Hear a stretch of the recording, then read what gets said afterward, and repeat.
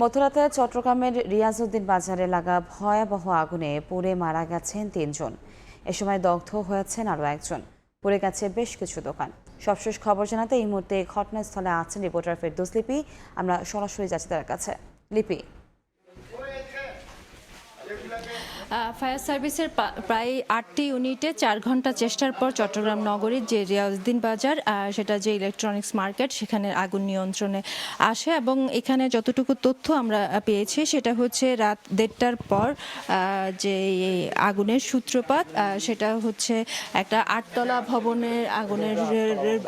ভবনের দোতলায় আগুনের সূত্রপাত। এবং এখনো পর্যন্ত ৩ জন নিহত হয়েছে বলে আমরা জানতে পেরেছি। তার মধ্যে একজন শিশু, একজন নারী রয়েছে। মার্কেটে যেহেতু কিছু বাসা আছে, অর্থাৎ ব্যাচেলর থাকে বাসা আছে, সেই বাসায় আসলে মূলত সূত্রপাত। আর যেহেতু ১:৩০টার পর অধিকাংশ মানুষ ঘুমিয়েছিল এবং প্রচণ্ড ধোঁয়া এবং আগুনের কারণে তারা বেরোতে পারে নাই, এবং এই কারণে নিহত হয়েছেন। এবং ফায়ার সার্ভিস বলেছেন যে আহতদের দ্রুত এখান থেকে বের করে যখন হাসপাতালে নিয়ে যায় তখনই আসলে মৃত্যুর ঘটনাটা ঘটেছে, এবং তাদেরকে চট্টগ্রাম মেডিকেলে যে বার্ন ইউনিট সেখানে নিয়ে যাওয়া হয়।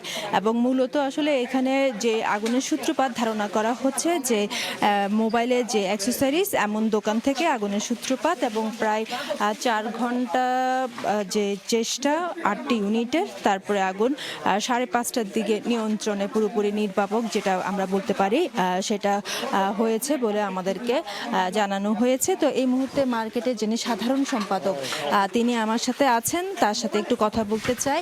ভাইয়া, একটু বলবেন আগুন কখন, কিভাবে, আর কি অবস্থা? আমাদের এটা হচ্ছে তামাকুলেন আওতাবাদীন রিজওয়ান কমপ্লেক্স। এখানে আমরা আগুনের সূত্রপাত পাই রাত ১:৩০টার দিকে আগুনের সূত্রপাত পাওয়ার সাথে আমরা ফায়ার সার্ভিসকে কল করি। ফায়ার সার্ভিস ২টার মধ্যে এসে আগুন নিয়ন্ত্রণ আনার চেষ্টা করে। যেহেতু এটা একটু মোবাইল অ্যাক্সেসরিজের দোকান ছিল, বড় দোকান, প্রায় ৮০০ ফিটের একটি দোকান। আমাদের এই মার্কেটের শুরুগলতির কারণে হয়তো আগুন নিয়ন্ত্রণ আসতে একটু সময় লাগছে। আগুন নিয়ন্ত্রণ আসতে আসতে প্রায় ৫টার পর হয়েছে আগুন নিয়ন্ত্রণ আসতে। অলরেডি আমাদের এই উপরে যে বেসালার বাসাগুলো রয়েছে, সেই বেসালার বাসায় এখন পর্যন্ত আমরা ৩ জনের মৃত্যুর সংবাদ পেয়েছি। তাদেরকে উদ্ধার করে আমরা চিটাং মেডিকেলে পাঠিয়েছি আর কি। আচ্ছা, এমনি কেমন ক্ষয়ক্ষতি হয়েছে, কয়টা দোকান পড়েছে বা ক্ষতির পরিমাণ? এটা ক্ষতির পরিমাণ বলতে এখানে যেগুলো আছে এগুলো হচ্ছে মোবাইল অ্যাক্সেসরিজের দোকান। ক্ষতির পরিমাণ এখনও অনুমান করা যাবে না। যে এই দোকানটার অগ্নিকাণ্ড হয়েছে ওখানেও প্রায় আমার মনে হয় ৫ কোটি টাকার ক্ষয়ক্ষতি। এর পাশাপাশি ছোটো ছোটো যে দোকানগুলোর ক্ষয়ক্ষতি, এখানে ১০-১৫ কোটি টাকার অলরেডি ক্ষয়ক্ষতি হয়েছে বলে আমরা ধারণা করতেছি আর কি। ধন্যবাদ আপনাকে। আসলে মার্কেট সাধারণ সম্পাদক তিনি আমাদেরকে যেমনটা জানাচ্ছিলেন, যেহেতু মোবাইলের অ্যাক্সেসরিজ যদিও আসলে একটি দোকান পুরোপুরি একদম ভস্মীভূত হয়েছে, অন্যান্য দোকানে আগুন লাগেনি, কিন্তু তারপরেও আসলে ক্ষয়ক্ষতির পরিমাণ কোটি টাকার উপর বলে উনি দাবি করছেন। আর ফায়ার সার্ভিসের পক্ষ থেকে আমাদেরকে যেটা জানানো হয়েছে সেটা হচ্ছে যেহেতু একদম ঘিঞ্জি মার্কেট, সেই কারণে প্রায় আধা ঘন্টার মধ্যেই ঘটনাস্থলে পৌঁছালে কিন্তু বিশেষ করে আগুন নিবানোর যে কাজটা সেটাতে বেশ বেগ পেতে হয়েছে। আর যেহেতু এখানে অগ্নি নিরাপকের কোনো যন্ত্রপাতি ছিল না, সে কারণেও দেখা গেছে যে আসলে যেই আগুন দ্রুত নিয়ন্ত্রণে আনা সেটা তারা বলছেন যে তাদের সেটা বেগ পেতে হচ্ছে।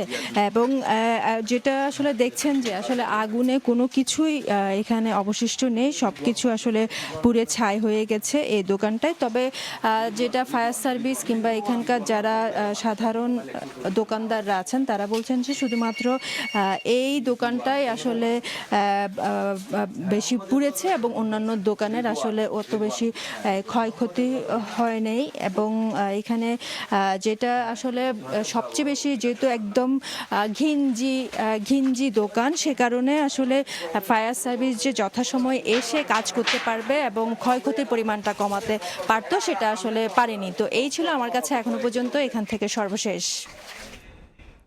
আমরা সরাসরি যুক্ত ছিলাম চট্টগ্রাম থেকে।